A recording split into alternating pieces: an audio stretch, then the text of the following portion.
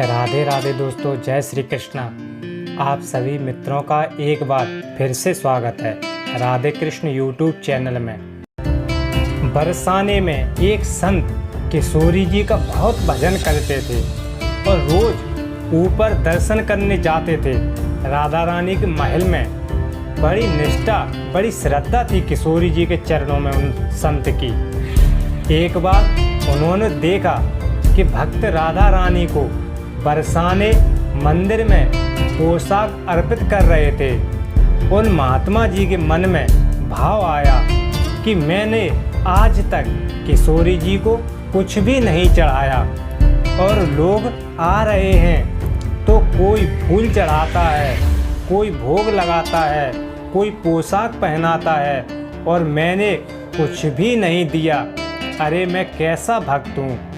तो उन महात्मा जी ने उसी दिन निश्चय कर लिया कि मैं अपने हाथों से बनाकर राधा रानी को सुंदर सी एक पोशाक पहनाऊंगा।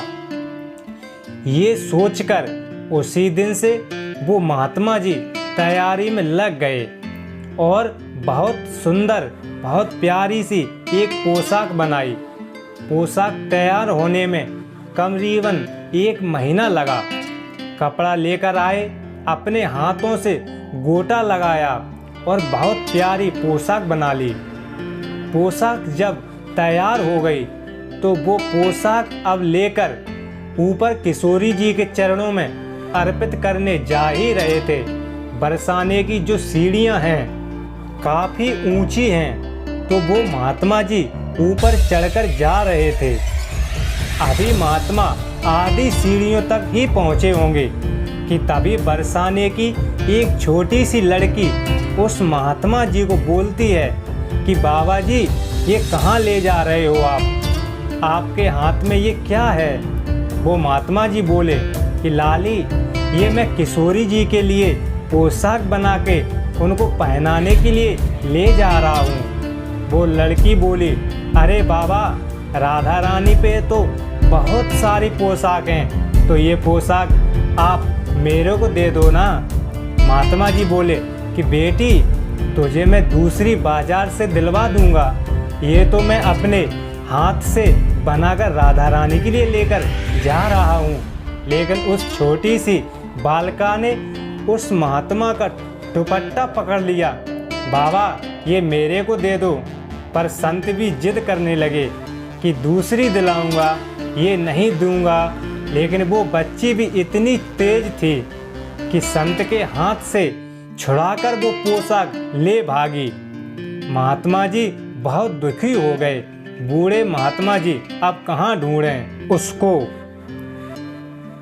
तो महात्मा जी वहीं सीढ़ियों पर बैठकर रोने लगे। जब कई संत मंदिर से निकले तो पूछा, महाराज जी क्यों रो रहे हो?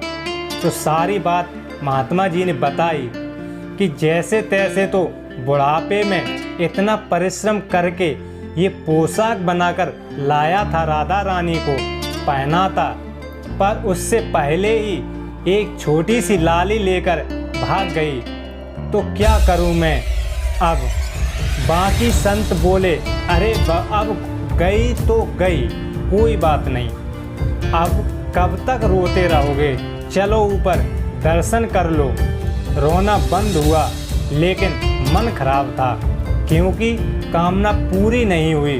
तो अनमने मन से राधा रानी का दर्शन करने संत जा रहे थे और मन में ये ही सोच रहे थे कि मुझे लगता है कि किशोरी जी की इच्छा नहीं थी, शायद राधा रानी मेरे हाथों से बनी पोशाक पहनना ही नहीं चाहती थी। ऐसा सोचकर बड़े दुखी होकर जा रहे हैं। महात्मा जी अंदर जाकर खड़े हुए। दर्शन खुलने का समय हुआ और जैसे ही श्री जी का दर्शन खुला, पट खुले, तो वो महात्मा जी क्या देख रहे हैं कि जो पोशाक वो बालिका लेकर भागी थी, उसी वस्त्र को धारण करके किशोरी जी बैठी हैं। ये देखते ही महात्मा जी की आंखों से आंसू झरझर बहने लगे और महात्मा जी बोले कि किशोरी जी, मैं तो आपको देने ही ला रहा था, लेकिन आपसे इतना भी